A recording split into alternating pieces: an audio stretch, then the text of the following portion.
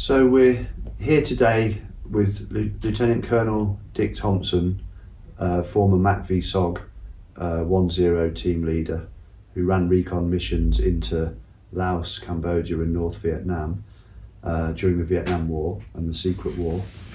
And the primary reason we're here is to discuss your new book. And would you like to introduce that? Yeah, thank you for the opportunity to talk about it a little bit. I tried to put together a book that showed what I saw, what I experienced, during my tour with SOG, because I feel that a lot of the things that I saw and experienced are the same things that other 10s experienced, so they can relate to that. But every 10 is a little different. Every team's a little different, and I wanted to catch. Here's what mine looks like, but I also wanted to document the kinds of things that I was learning and the kinds of things I did with the teams. I had 3 different teams during that time, so and trained some of the snakebite teams. So I just wanted to get it all down in there in terms of how you learn, what you can do with it, and then bring it to the present day of saying most of the skills that you learned with SOG, most of the things we learned about, having a successful mission, apply to your daily actions now. Being able to drive on, to stay calm, keep your stress resilience high, and things like that. So you'll see that as you go through the book, and you can see the kind of building block of as I learned things, I started applying them with the team. Thanks, Dick. And we were talking the other day about continuous improvement in business, something we both have experience of in our careers, and you kind of made a living out of doing that after Vietnam, working with corporations and working with first responders and everything. Yes. So a lot of the techniques that I learned in the military, learned with SOG, learned with the Rangers, those things apply today. They apply to business, they apply to your home life. And as I talk to vets, particularly vets who are struggling, one of the things I try to remind them of is when you were in the military, you were taught a lot of different skills for handling difficult situations, for organizing and doing things in a mindset. Those skills still apply when you're out of the service, and they can apply right now with the struggles that you might be going through, difficulties you're experiencing.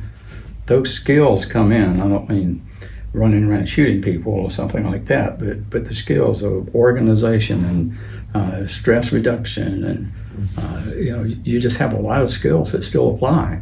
And sometimes vets tell me, I don't have any training in this. Yes, you do. It was just painted camouflage when you got to initial training. Now you got to bring it into civilian clothes, and it still works. So. No, that's great, and the work you do is fantastic, and we'll get into how other veterans watching might be able to get some pointers and advice from you through your system at the end of the talk today. So on the book itself, I mean, you thank you for letting me read it in its early draft, and what stands out that's different, because having read all the great SOG memoirs that are out there, what's different with yours is you have, after each mission, you have lessons learned and what you're going to do to change things. That's quite different, and I think we were talking yesterday, it's about you perhaps having been ranger trained and being an officer leading a team, so you have a slightly different mindset. So what can you tell us about that? Yeah, I think the Ranger training was particularly applicable to SOG. And in fact, when I first got there, the little group that I came into SOG with all of those guys went to 1-0 school right off the bat, and they put me on a team. And when I asked, well, why don't I get to go to 1-0 school? They said, you're Special Forces qualified, you're Ranger qualified, you've already had the majority of the training that you're going to be exposed to at 1-0 school, and the things that you haven't been exposed to, you're being assigned to a team tomorrow, and the team's going to start teaching you, those specifics around SOG missions. But my background was still one of, I want to get better at whatever I'm doing every time. I don't want to stay the same. What did I learn on the last mission that I can improve on and do better when we go out next time? What can we do with the team? How can we train the team guys to be better than they were before? What do we learn about the NVA or button insertion or whatever that we can improve upon as we go along? And I found the teams got excited about that. And having, had 3 different teams, they were all different. They were all, from my perspective, different levels of training. And, when I walk in, my mindset is I'm looking around and I'm beginning to notice things like you've got metal buckles and snaps and things on your uniform that are not painted. They're still bare metal. Mm-hmm. So I think it's important to remember that just because you're a SOG team doesn't mean everything you're doing is perfect. I saw teams walking around all the time with unpainted smoke grenades, the unpainted buckles clanging and banging together and different things like that. That I thought was a danger to the team. So I tried to take that out of the teams that I was in. Mm-hmm. And was there a lot of cross communication between other teams in sharing that sort of advice and information? Or with you being one of the few officers, was there a bit of a barrier there? I think there was some part of a barrier because there were very few officers who were actually running recon. So I had to be careful with my interaction because I didn't want to come across as, well, I'm an officer and I know better than you guys, and here's what you guys are doing wrong and what you need to do. So you had to be careful, or I had to be careful in my communication. But I found that if I asked them questions, why they did what they did, how they would do it, they were happy to share information with me. I just had to be careful that it didn't sound like I was trying to tell them what to do, particularly since I was new. But because I was an officer too, I didn't want the rank thing to get in the way. We're all brothers, we're all comrades, we're going out to fight the same enemy. We need to be able to communicate, share information. And so anyway, I think it worked out pretty well for me. Does there come a point after you've survived a certain number of missions where people start treating you differently and they want to listen to what you have to say? Yeah, and I think I did so many missions and I was an officer that people said, wow, officers don't tend to go on many missions. They go on a few and then they go to headquarters or to operations or something. So the word kind of got around, this guy keeps going over the fence for some reason. So guys like Tilt, Lynn Black, and those guys would talk to me, and I think respected the fact that I was still going over the fence. That was what I was there for, and I came up with some things they thought were good ideas every once in a while. But I was also learning from them. What do you know that I don't? Mm-hmm. Every source of information. If you want to build a high-performing SOG team, then you got to access all of your resources. Experienced people who might not even be running teams anymore, but they've gone on a lot of missions. They know a lot of things. Guys who are currently running them, and it might not always be the 1-0. It may be other operators on the team that can tell you a lot, and the NVA tells you a lot. When you make contact with them, there are things that they do that give you information that if you can think about it when you're not being shot at, and go back after the mission. And what I would do is we'd conduct a regular debriefing, with the intel guys, just like all the teams did. But then I got the team together and we did an after-action review, our own, where we started from mission planning, right on through extraction. What did we do? What worked? What didn't work? What could we do better next time? And then let's do some post-mission training, and let's go work on some things that we didn't do so well. It might be throwing hand grenades from the prone position, staying prone while you throw, because when you raise up on your knees to throw, you're exposed and good chance of getting hit. So we would practice all those things. We would practice the medical procedures. My teams got a little upset when I said, today we're going to do some medical training. We're going to do it around IVs. And I've got some needles here from the medics, from the clinic there, that these are all sterilized. And we're going to practice giving each other an IV. And that freaked them out. But, I told them, I don't want the first time you're giving an IV to be me while we're getting shot at, and you've never done it before and you can't hit the vein. I want us to practice. I don't want it to be the first time. So everything that we can do, that we can practice before we go on the mission, we need to do and get better and better and better every time. And did you notice, it's an odd question, but did you notice that your team members were surviving better and taking less damage than maybe other teams from this? But did you see over the time, because you were there for quite a while, did you see a difference? I think so. We encountered some very large groups, and we survived. We got hit, because we were in heavy contact most of the time before we could get out. And one time it was 21 hours straight from a large force of NVA, and you get hit, particularly with shrapnel and things like that. But we didn't have anybody bleed out.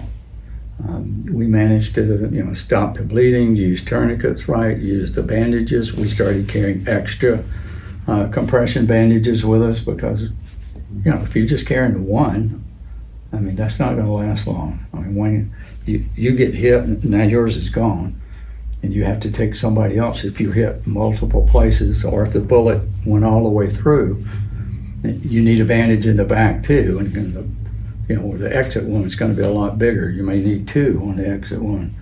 So we carried a lot of extra bandages and medical equipment with us just to help us be able to get out in one piece. I think it's fair to say, with your medical training, that you and Eldon Bardwell saved yourselves on a visual reconnaissance flight. Yeah, we Bardwell and I went out on a VR of the area that we were going to, and right after we got out there, there was a little welcoming party for us, and we had a 51 caliber come through the bottom of the aircraft, hit the pilot in the leg. It didn't hit an artery, but that was a big bullet to go through his leg, so he was still bleeding a lot of pain. At points he was in and out of consciousness. Bardwell had a round come through the aircraft just right behind him, just almost got him, and came through the bottom, went out the top of the aircraft. And so we had to get the aircraft oriented back to base. I took my belt, made a tourniquet out of it, put it on the pilot's leg. We tried to keep him conscious. Otherwise it was me flying the plane, and I'd never flown a plane before, but I could steer a little bit, and they sent another aircraft out to kind of guide us back in case the pilot went out. I could try to follow the other aircraft, and if I didn't do a good job, then there was another aircraft there at least that could see where we crashed. They'd know where to come find us. So, but it worked out. We did get it back to the airport and landed. Wasn't a pretty thing. We ran off the runway and all that stuff, but they were waiting for us when we got there and got us out of the aircraft quickly. And well, if you hadn't got in there and helped the pilot so quickly, it could have been 10 more seconds of bleeding or something, and you guys would have had no pilot. Yeah. So bleeding was a problem, not just with the pilot on that particular VR, but anytime you got hit, because it may be an hour, 2 hours or more before anybody even gets out to the area, and then you still have to do whatever it's going to take to get extracted. So you may go several hours bleeding, and if you can't control it, you're going to bleed out in that amount of time. So learning how to get a tourniquet on that's going to work, and how to do different maneuvers to slow the bleeding down some more. Because if I'm hit in the chest, I can't really put a tourniquet around me, so you got to have some ways to slow the bleeding down. Right, and what other kind of lessons learned stand out from some of your first missions where you started doing this? A big one was just communication. It wasn't unusual for when you made contact, it just erupted all of a sudden. Sometimes it might be 2 or 3 guys that the point man runs into, but sometimes there may be 20 and 20 more behind them, and within a minute or two they're all coming, they're all shooting, and it's very noisy. You're trying to communicate to your team what to do, because we may have a pretty standard immediate action drill for making that contact front, but we can't implement that one because the point man goes down hit, and we don't want to leave him, so we got to bring everybody up so we can try to get him and take him with us as we pull. So you got to be making modifications, or they start to maneuver to one side or the other to flank you and cut you off, and you're trying to tell people that you can't see because they're in the vegetation and they're shooting and it's loud. So I realized very quickly we've got to find a way to communicate, because we didn't have personal radios. You got to find a way to communicate. So how do I communicate with you when you're in the vegetation over there? I can't see you. The very noisy environment, and then there are 2 other guys on the other side of you. So we started relaying the messages. We used the hand signals along with the verbal commands, and when you would get it, you would yell it, shout it, to the guys on the other side over there. There's no way they could hear me, and so we had to get the communication worked on. So we practiced different ways to try to do that. And then, communicating without talking at night and RON. If you're having a group, NVA group, walk almost through your perimeter, you got to communicate. If somebody in the team is snoring because they're falling asleep and they're snoring, you can't let that go on. You have to wake them up. So how do you do that without scaring them so much? They jump up and make noise, or they gasp or something like that. So it worked out, a tricep squeeze, and we would practice that, because you can't say that I'll squeeze your tricep, and that can't be the training. You have to physically do it, and you have to do it enough that the guys get used to it. So when they're coming out of sleep, they realize that the tricep is being squeezed, which means either you're making a noise or there's bad guys here. There's something going on, so you got to open your eyes, you got to listen, what's going on. And then later on, we even started developing touch signals that we could use in an RON at night, so that now you're awake, I can, send you some signals and pass it around the group of what's going on. So, working on those kinds of things, working on fire discipline, working on, are you going to shoot semi, are you going to shoot burst, are you going to shoot, just full auto, how are we going to attack, the enemy based on how they're coming, what do you do when you throw a grenade? I mean, you've thrown a grenade, I don't know it, and I'm rising up to shoot, the grenade goes off and I get hit with shrapnel too. I need to know you've thrown one out there. Mm-hmm. So those kinds of things. I think you were saying in the book about you had an SOP that nobody stands up in an RON. Right.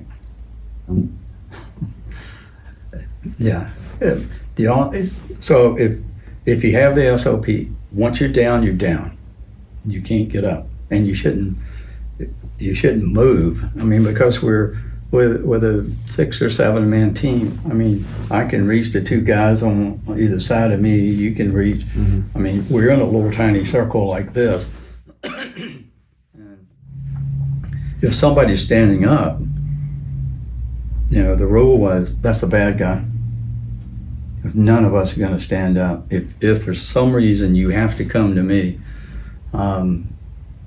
you're going to stay on the ground as you come to me. But you shouldn't be coming, to start with. But if you have to, then, excuse me, if you have to, you're not going to stand up. And that, because I'm watching, when I was with Bardwell, Bardwell was a 1-1.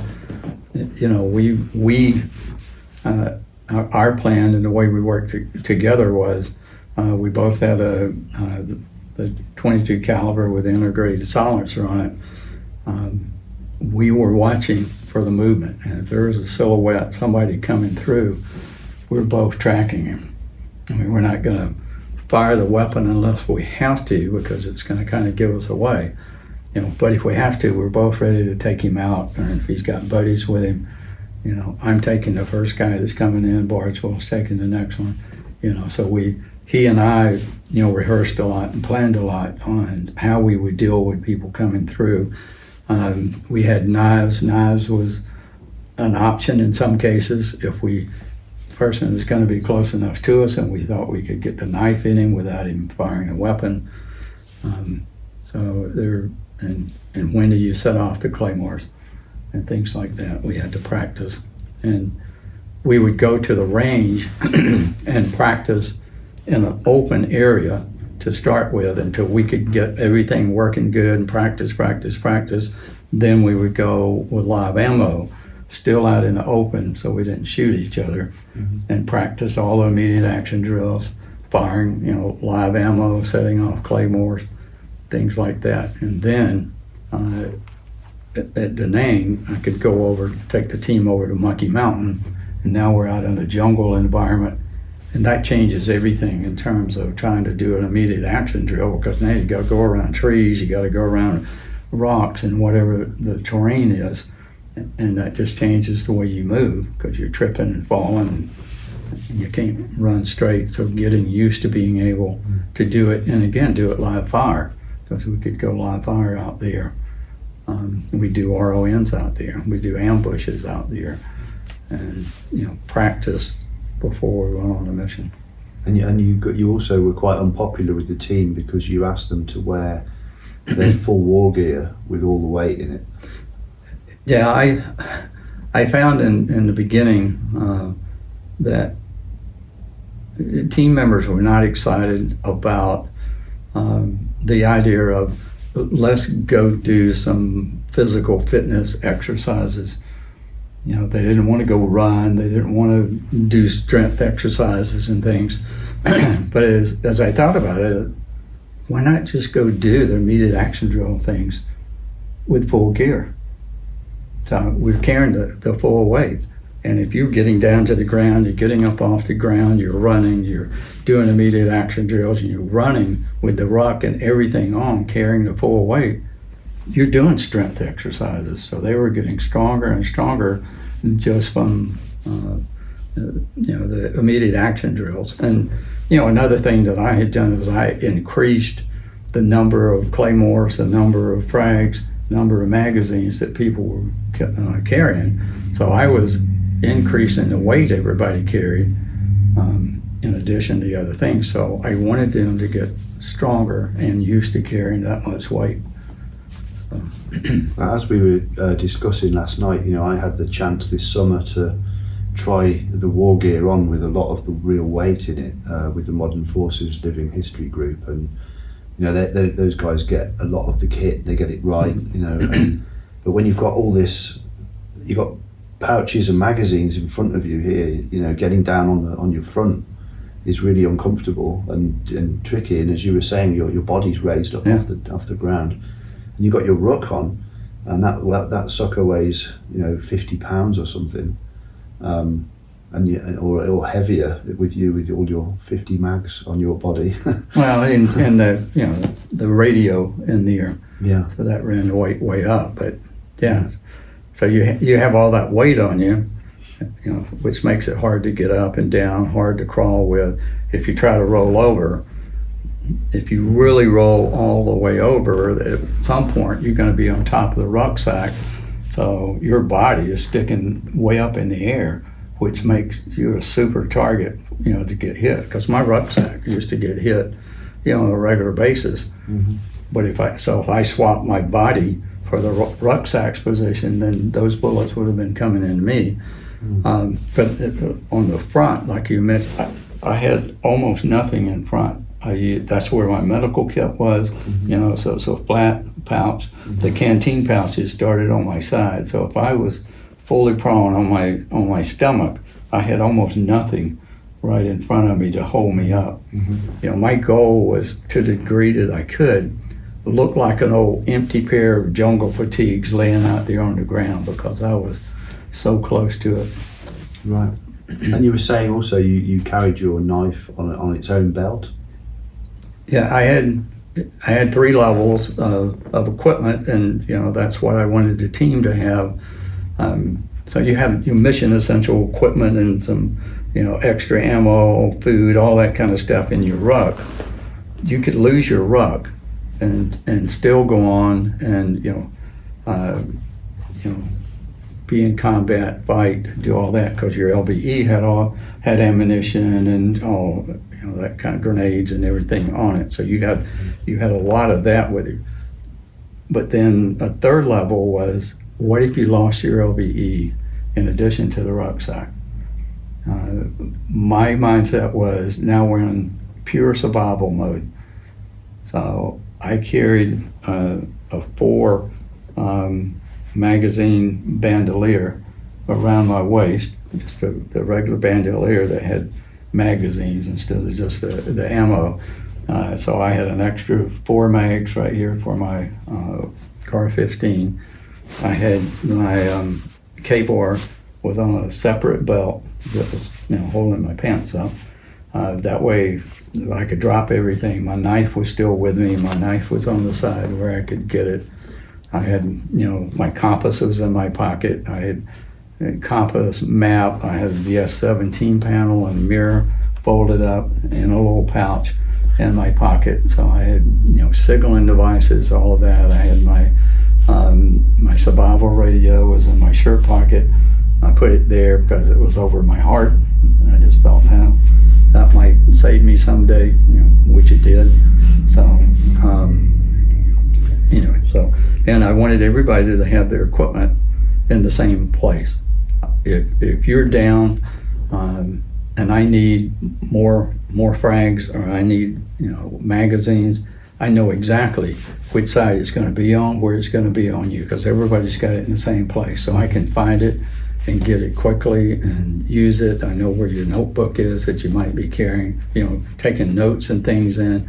If you have, your code sheet with the codes on it, the frequencies on it, I know where to grab that if I have to leave you for some reason. You know where to get it from me. If you have to leave me behind, you can quickly find whatever it is, high value information that you can take with you. I think it's pretty obvious that you ran a very tight team. I tried, yeah. And, it's occasionally somebody's going to do something a little different because, all 1-0s are different. And these guys have been there, for the most part, for a few years. And they've had a lot of different 1-0s, and every 1-0 comes in. It does things a little bit differently. So when you come into a new team, they might not do things exactly the way you think they should do. And you have to be cautious and easy about how you transition them to where you want them to be. If you just come in and all of a sudden you guys have to carry an extra 5 frag grenades, you have to carry 3 claymores, you have to and start doing all that, they kind of freak out because in their mind they're already doing it right. And they've been here for a long time and you're new. So you kind of work with them. And in some cases, you can say, if we had more frag grenades last time when they were assaulting, what do you think? Maybe we should carry more?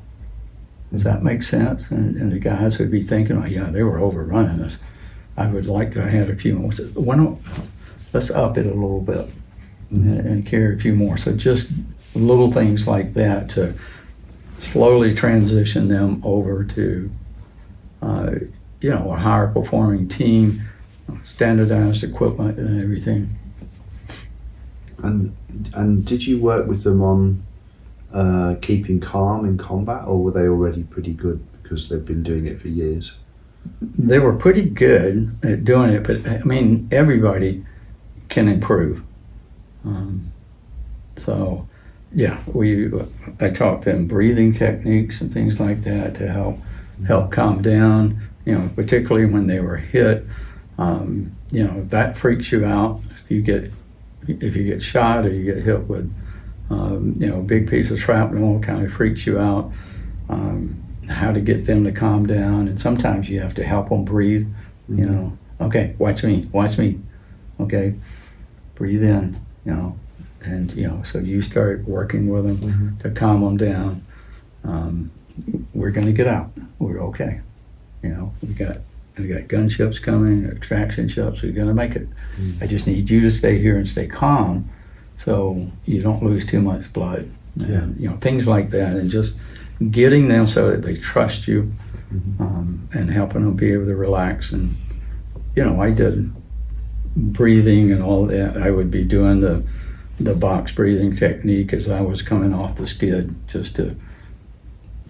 Particularly if it was a hot insertion, with the bullets coming by, trying not to let them distract me too much from what I needed to get done, which, is not easy because those things are coming fast and they hit really hard when they hit something.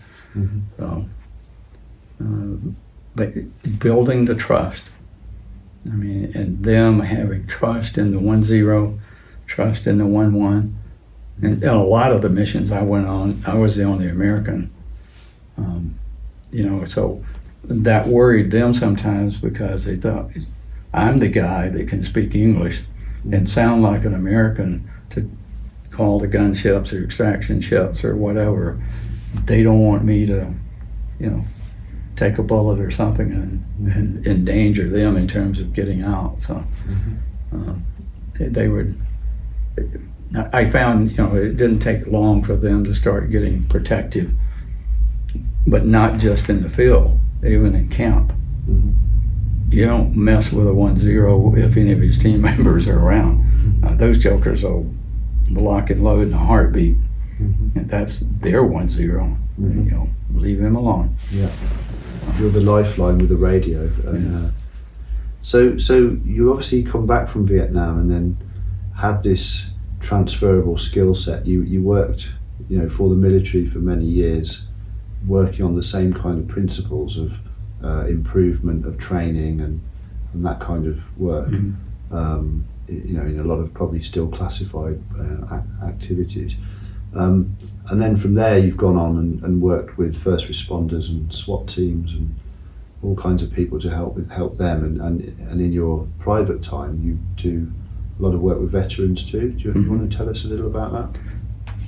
Yeah, it's, veterans are out there and they need help. And one of the first things I hear from veterans a lot is when I'm talking to a non-vet, they don't understand what I'm saying.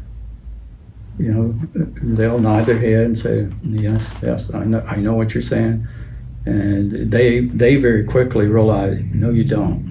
You don't have a clue what I'm saying. So being able to find another vet to talk to tends to be very helpful for them. And if they talk to one that's got combat experience that can relate to some of the things that they've experienced, then that helps them. So I meet vets all over. I go talk to different military units. We have things on the website. Everybody in the company's email has the 988 number on the bottom of it, to call for the crisis line if you need help. It has our phone number. Call us if you need help.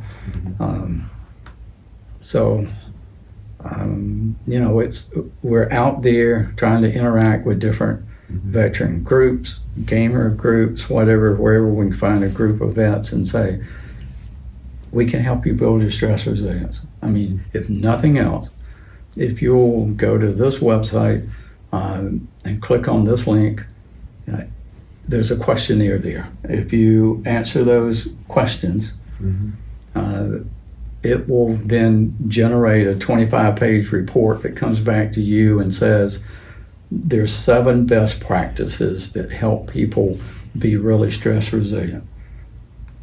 Here's how you come out on these 7 best practices. Here are some areas that you would probably want to improve because it'll make your life a lot less stressful if you do it. And here are specific techniques in the area where you might have dropped a little lower on to be able to use. And it's not just veterans. We use that same questionnaire with people trying to be high-performing athletes. I use it with all the Ironman people I coach and Ironman clubs that I'm in. If you want to be the best you can be, this helps you build your stress resilience so that you can do that. We've demonstrated it with thousands of people.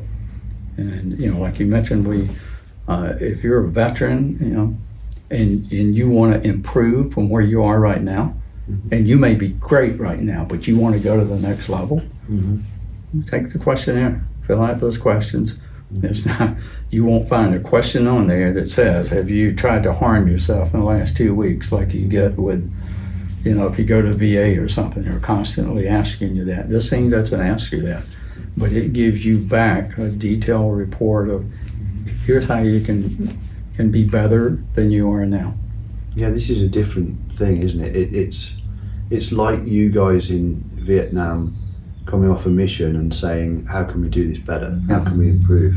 And so you're doing that review of yourself and saying, in my life, what can I do better? How can I be better? And make yourself more capable. Right. So it's kind of like going to the lifestyle gym and in all the different areas, nutrition and awareness and just kind of jacking up your capabilities, in each area to a point where you're less likely to ever experience a crisis. But of course, you might do this thing thinking, I don't have any problems, and you might spot something, and I did this, thank you for letting me to it, take it. And thought, okay, my support group needs a little bit of work. So in the back of my mind, I'm constantly thinking, I need to work on that. So it's just there now. It's you've put that in my mind, and thank you for that. And I can work on it. It doesn't mean I'm in a desperate situation. It's more just having had a review. I know there's an area I can improve on, and it might be that I'm eating bad food, and I need to sort my nutrition out. And luckily, my wife keeps me, well fed with salad. So But you know, it's a good system, and you know, we've helped with a bit of fundraising from the Armour 3 gaming community, the SOG Prairie Fire guys, and some fantastic donations from everybody, which means that you can provide this service to veterans for free, and you're very keen for them to come forward. Right. Yeah. And if you don't think you need it for yourself and you're a vet, you know, take it anyway, because once you've experienced it, you'll know what it is, and you may have a couple of buddies out there that you think, actually, they could use this. You know, we need to kind of get that message out across the network. So just let us know. Be happy to set you up to take it. And after you answer the questions, the report goes directly to you. So you're the one that sees it, and it, you know, gives you some recommendations on what to do, and realizing that of those 7 best practices, they're not static. So normally you might eat well and have very good nutrition, but something in your life has changed, and for some reason now you're eating junk. And okay, well, I need to work on that. So I fix that. Well, while I'm focusing on this, you know, I might not be exercising as much as I should. It might go down, and you can take this thing multiple times, and it's giving you a snapshot every time. This is where you are today, and here's some things to work on. You know, 6 months later, you might take it again, and well, okay, I've got something over here I might want to focus on now. I've got my support group built up the way I want it, but I might need to work on something else. Yeah, I mean, you know, for the record, I'm obviously not a combat veteran. Haven't had that experience, and which I'm grateful for in many ways. But I do work in a job that can be quite high stress and high pressure, and so being able to learn from your experience and your combined experience of all the people you've worked with over the years, you know, is a huge benefit for somebody in my position. And you know, you do this kind of work with the first responders and other people in the high stress jobs. So, you know, but all of us can feel stress to a high level. We don't need to. No one's immune. Yeah, you don't need to be running a nuclear plant to feel stress. You know, you could be a teacher, or work in healthcare, or even driving a truck. You know, there's a lot of stress that comes from these jobs. But how you handle it and how you keep on top of it, you know, there are techniques for that, but what you're working on is increasing your capacity and your capability to absorb it in a healthy way, and to not have a bad day where you snap and, you know, and everything starts going wrong. So I think that's a fantastic service, Dick, and, you know, thank you for providing it. Yeah. Coming back to the book quickly, so the book is out very soon. It may be out by the time you watch this podcast, and you're going through a lot of missions in Vietnam, there in Laos and Cambodia, and some in North Vietnam. Is that right? Yeah. And so there's plenty in there for everyone to read about in the Secret War, and you get Dick's unique perspective on that war. And as you were saying, it's you have the continuous improvement going on after every mission, and that's quite a special thing. When you read the book, you'll see. But I guess each of us can take away from that something that in our daily lives, you know, let's just sit back and reflect. Yeah, every time you do something, you go on a family vacation or change jobs, any time you do something a little out of the ordinary, you need to have an after action review after it's over. And, you know, if you've been in the military, you're used to that. So you sit down and you know, talk about what the plan was, you know, what you actually did, how that worked for you, some things that didn't work for you. You know, we went to the beach for a week. We should have left at a different time so we could get through the traffic in Atlanta or whatever. You know, there are things that you could do better. There were other things that you did really great, and want to make sure that, you know, next year when we go on vacation, we do some of these things that were really great, or you know, upgrade some of the things that we've discovered. So use that after action review and get better on everything you do. You know, driving to work, tweak the time you leave for the traffic. Maybe there's a better route to get to work. You know, just keep improving it. And go, you know, that's the mindset. That's the SOG mindset. We've got to get better every time we go out there. You know, the NVA are changing. If you're in Afghanistan or wherever, you were a vet, it's the same thing. The bad guys are changing what they're doing. You got to adapt. You got to get better every time you go out. More technology, you know, work together better as a team, trust each other, build that trust. And I need to be able to say to Rob, I'm not sure that was a great decision. And, you know, maybe next time, I mean, just, you know, we think about doing this or we think about doing, and it's okay, you know, for us to give each other feedback because we want to get better as a team. And it's, you got to turn your ego loose and let's talk, figure out how we can make the team itself better. Okay, well, thank you so much for sharing your lifetime of wisdom with us today, and go out there and buy the book, and if you're a vet, you know, connect up and take the arsenal. Okay, thank you.